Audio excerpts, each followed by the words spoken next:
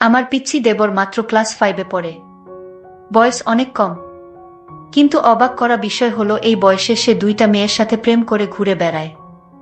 আমি তাকে অনেক স্নেহ করতাম এবং প্রতিদিন তাগিদ করে স্কুলে পাঠাতাম। সে যেন লেখাপড়া করে বড় কিছু হতে পারে। তাই আমি তাকে নিষেধ দিয়েছি যে এই বয়সে এসব করা চলবে না। পিচ্চি দেবর তখন বলল, তাহলে ভাবি তুমি আমার ভালোবাসার মানুষ হবে, আমি যা চাই তা দিবে। আমি পিচ্চি ছেলের কথা শুনে ভাবলাম তাকে অন্তত মেয়েদের কাছ থেকে বিরত রাখার জন্য তার সাথে আমার ভালোবাসার অভিনয় করতে হবে, তার চাওয়া পাওয়া আমারই পূরণ করতে হবে। আমি ভেবেছিলাম তার বয়স কম, সে আর কি করতে পারবে। কিন্তু এই ধারণা আমার ভুল ছিল।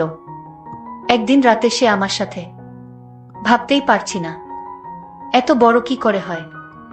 বাকিটা গল্পতে শোনাচ্ছি। বাসায় ঢুকার সময় বাজারের ব্যাগ থেকে একটা পারফিউম বের করে ভাবির সামনে হাঁটু গেড়ে বসে বললাম, রমণী, তোমার জন্য হাজার মানুষের ভিড়ে ঠেলাঠেলি করে মানুষের বিশ্রী ঘামের গন্ধ সহ্য করে নিয়ে আসলাম এই সুগন্ধবিহীন পারফিউম। তুমি এটা হাতে নিয়ে ধন্য করো আমায়। ভাবি তখন রান্নাঘরে রান্না করছিল।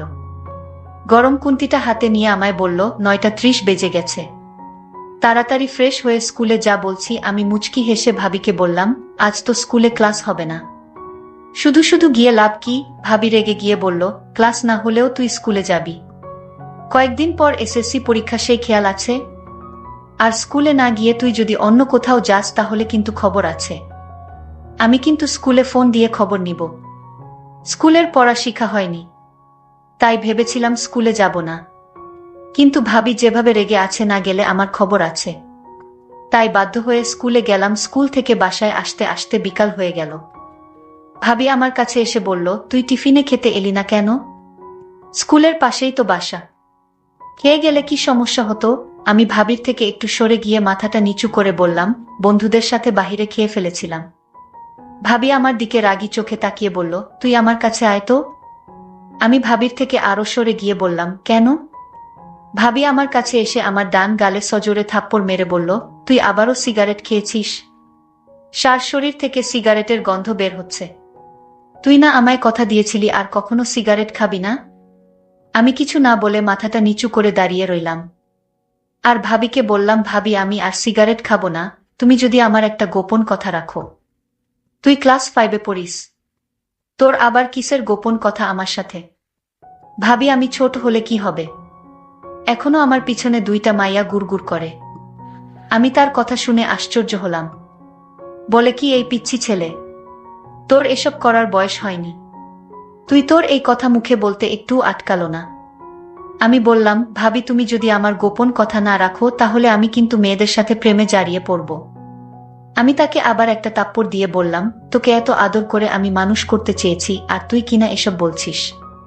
ভাবি তখন রেগেমেগে আমায় বলল, তুই 2 সপ্তাহ আমার ধারে কাছে আসবি না। এই কথা বলে ভাবি যখন চলে যাচ্ছিল, আমি তখন ভাবির পিছন পিছন যেতে যেতে বললাম, আর জীবনেও প্রেমের কথা বলবো না। আমার একটা কথা রাখো ভাবি। ভাবি বলল, তোর কোনো কথা আমি এখন শুনবো না আর রাখবো না। ঘুম থেকে উঠে দেখি মা খুব চিৎকার চেঁচামেচি করছে। মাকে যখন বললাম, কি হয়েছে? মা তখন বলল, জমিদারের মেয়েকে বাড়ির বউ করে নিয়ে এসেছি। 7টা বেজে গেছে, এখনো ঘুম থেকেই উঠে না। এমন সময় খেয়াল করলাম ভাবি তাড়াহুড়ো করে মার কাছে এসে বলল, আসলে মার শরীরটা একটু খারাপ লাগছিল, তাই ঘুম থেকে উঠতে দেরি হয়ে গেল। ভাবির কথা শুনে মা বিরক্ত হয়ে বলল, তোমার তো সারা বছর শরীর খারাপ থাকে, একটা রোগা মেয়েকে ছেলের বউ করে নিয়ে আসলাম। ভাবি কিছু না বলে রান্নাঘরে চলে গেল। আমি ভাবির পিছন পিছন এসে বললাম, ভাবি আমি তোমার কাজে হেল্প করব?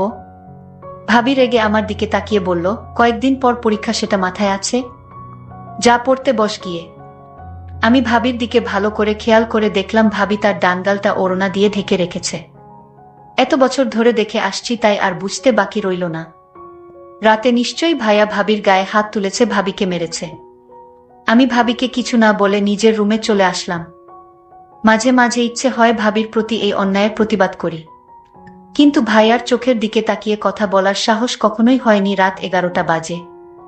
বড় আপু লাগেজ হাতে নিয়ে বাসায় হাজির। মা অবাক হয়ে জিজ্ঞেস করল, তুই এত রাতে? আপু বললাম, আমি আর এই সংসার করব না। ঘুম থেকে একটু দেরিতে উঠলে শাশুড়ি নানা রকম কথা বলে। নন্দী আজে বাজে কথা বলে। সারাদিন সংসারের কাজ করেও কারো মন পায় না। এমনকি মাঝে মাঝে রাতুলও আমার স্বামী আমার গায়ে হাত তুলে। আপুর কথা শুনে ভাইয়া রেগেমেগে বলল, কি, তোর স্বামী তোকে মারধর করে? এই রাতুলকে আমি মামলা দিয়ে জেলের ভাত খাইয়ে ছাড়বো। মা কাঁদতে কাঁদতে বলল, তুই কি কাজের মেয়ে নাকি যে তোর এত কাজ করতে হবে? শাশুড়ি হয়েছে দেখে মাথায় উঠে গেছে নাকি? তোকে কিছু বললে তুই কিছু বলতে পারিস না? আর নন্দী যখন আজে বাজে কথা বলে তখন গালে থাপ্পড় মারতে পারতি না? ভাবি তখন বড় আপুকে বলল, সংসারে এইরকম টুকটাক ঝামেলা হবেই, তাই বলে সংসার ছেড়ে চলে আসা কিন্তু ঠিক হয়নি। ভাবির কথা শুনে ভাইয়া সবার সামনে ভাবিকে থাপ্পড় মেরে বলল, এত বেশি বুঝো কেন? আমার বোনের বোনকে মারধর করবে আর ও এটা মেনে নিয়ে সংসার করবে? এমন সংসারে লাথি মেরে অনেক আগেই চলে আসা উচিত ছিল। এতক্ষণ সবার কথা শুনছিলাম, কিন্তু এখন আর চুপ করে থাকতে পারলাম না। যে ভাইয়ের চোখের দিকে তাকিয়ে কখনো কথা বলিনি, সেই ভাইয়ের চোখের দিকে তাকিয়ে বললাম, কেন পারবে না? ভাবি তো ঠিকই পারছে। আপুকে মেরেছে বলেছে দেখে তুমি দুলা ভাইয়ের নামে মামলা দিবে? তুমিও তো ভাবিকে মারধর করো, তাহলে তোমার নামে কি মামলা দেওয়া উচিত? মার দিকে তাকিয়ে বললাম, নিজের বেলা 16 আনা আনা আর পরের বেলা 4 আনাও না। ভাবি যদি কোনোদিন একটু দেরি করে ঘুম থেকে উঠেছে তাহলে তুমি তাকে যা তা বলেছ। সারাদিন কাজ করেও ভাবি তোমায় মন পায়নি। তুমি আপুকে বলছো নন্দী আজে বাজে কথা বললে তাকে থাপ্পড় মারতে, অথচ আমি নিজ চোখে দেখেছি আপুর গোসলের পানি গরম দিতে একটু দেরি হয়েছিল দেখে আপু ভাবিকে থাপ্পড় মেরেছিল। আমার কথা শুনে আপু ঠোঁট বাঁকিয়ে বলল, ভালোই তো ভাবির পক্ষে কথা বলছিস। নিজের মা ভাই বোনদের পর করে ওই মহিলা এখন আপন হয়ে গেল। আমি মুচকি হেসে আপুকে বললাম, তুই তো আমার নিজের বোন ছিলি, কখনো কি একটা ফোন দিয়ে আমার খোঁজ নিয়েছিস ছোট ভাইটা কেমন আছে? আমার বড় ভাই কি কোনোদিন আমার খোঁজ নিয়েছে আমি ঠিকমতো পড়াশোনা করছি কিনা, কাদের সাথে চলাফেরা করছি? কিন্তু ওই মহিলাটা প্রতিদিন আমার খোঁজ নিয়েছে আমি কাদের সাথে মিশছি, আমি ঠিকমতো পড়াশোনা করছি কিনা, আমার কখন কি লাগবে সব ওই মহিলাটা খোঁজ রেখেছে। তোরা আপন হয়েও যে কাজগুলো করিস নি ওই মহিলাটা পর হয়েও সেই কাজগুলো প্রতিনিয়তই করেছে। ভাবি এখনো সোফায় বসে কাঁদছে। আমি ভাবিকে বললাম, কেবল বাজে 11টা, এখনো ময়মনসিংহের গাড়ি পাওয়া যাবে। এই সংসারের জন্য অনেক করেছ, যেদিন তোমায় এই সংসারের মানুষ তোমার প্রাপ্ত সম্মানটা দিবে সেদিন না হয় এই সংসারে ফিরে এসো, ততদিন না হয় বাপের বাড়িতেই থাকলে। গাড়ি গন্তব্যের দিকে ছুটে চলছে। বাসের জানালা দিয়ে ভাবি আনমনে বাহিরের দিকে তাকিয়ে আছে। আমি ভাবিকে বললাম, ভাবি এই অন্ধকারে বাহিরে কি দেখছো? ভাবি চোখের কোণে লেগে থাকা চোখের জলটা মুছে বলল, তুই একটা পিচ্ছি ছেলে হয়ে তুই আমার জন্য এত কিছু করলি, তোর এই ঋণ আমি কোনোদিন পরিশোধ করতে পারবো না। ভাবিকে বললাম, ভাবি তুমি একটু ধৈর্য ধরো, দেখবে সব ঠিক হয়ে গেছে। পিচ্ছি ছেলের কথা শুনে আমি বারবার অবাক হচ্ছি। যাই হোক, আমিও ভাবির সাথে ভাবির বাপের বাড়ি চলে এলাম। ভাবি বলল, আমি তোকে আমাদের বাড়ির পাশের স্কুলে ভর্তি করাবো। পিচ্ছি দেবর বলল, ও তার একটি নাম আছে, সেটা হলো জিসান। পিচ্ছি জিসান বলল, আমি স্কুলে পড়ব না যদি তুমি আমার গোপন কথা না রাখো। বাড়িতে গেলে বাবা আমায় খুব সুন্দর করে থাকতে দিল। যে সংসারে মেয়েদের কোনো মূল্য নেই সেই সংসারে না থাকাই ভালো। বাবা আমাকে এভাবে সাহস দিয়ে বলেছিল, মা তুই আজ থেকে আমার বাড়িতে থাকবি আর তোর দেবর পিচ্ছি জিসানকে লেখাপড়া শিখাবি। পরদিন আমার পিচ্ছি জিসানকে স্কুলে ভর্তি করে দিলাম। সে স্কুলে প্রতিদিন যেত। আমি মাঝে মাঝে খোঁজ নিতাম জিসান কি আসলে ভালো করে লেখাপড়া করছে নাকি উল্টাপাল্টা কোনো কিছু করছে।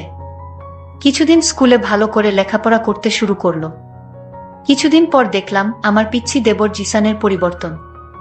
সে ঠিকমতো খাওয়া দাওয়া করে না, রাতে লেখাপড়া করে না।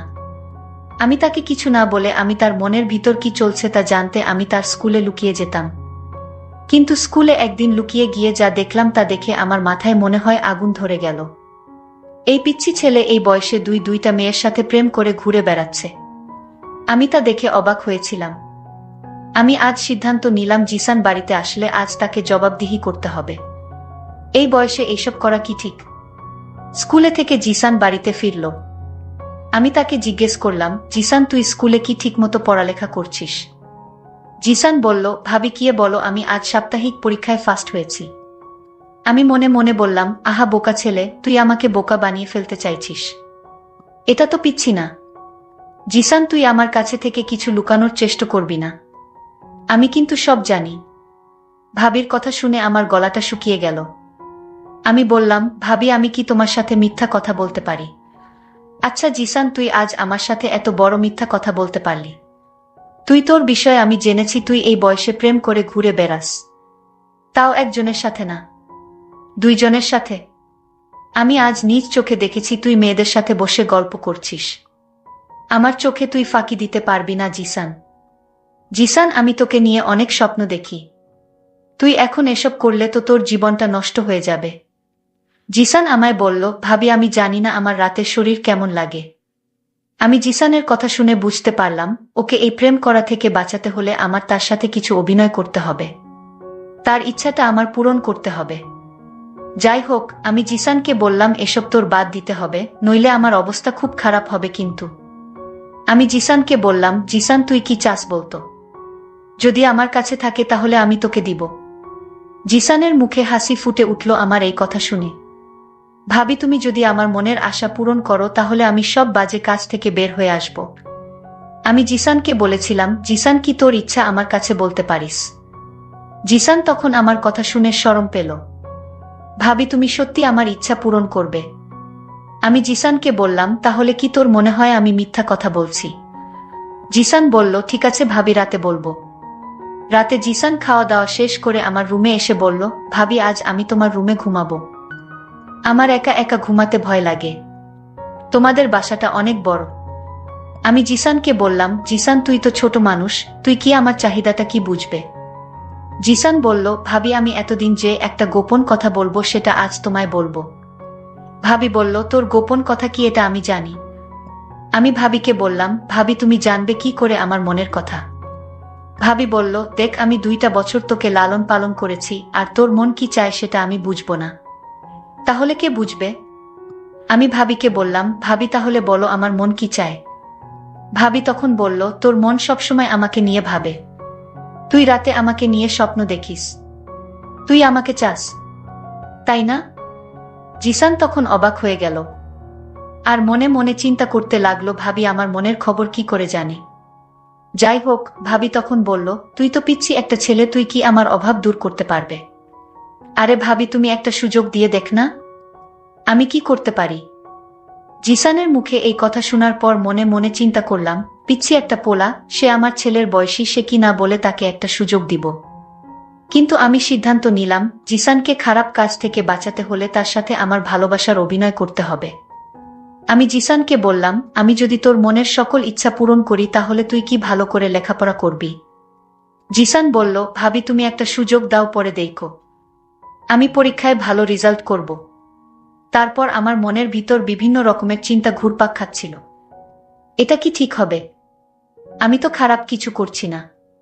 আমি বরং জিসানকে মেয়েদের কাছ থেকে দূরে রাখার জন্য আমি তার সাথে অভিনয় করে যাচ্ছি। আমি জিসানকে বললাম, জিসান, আজ তোর মনের ইচ্ছা পূরণ করব। তুই আজ রাতে আমার কাছে যা চাইবি তাই পাবি।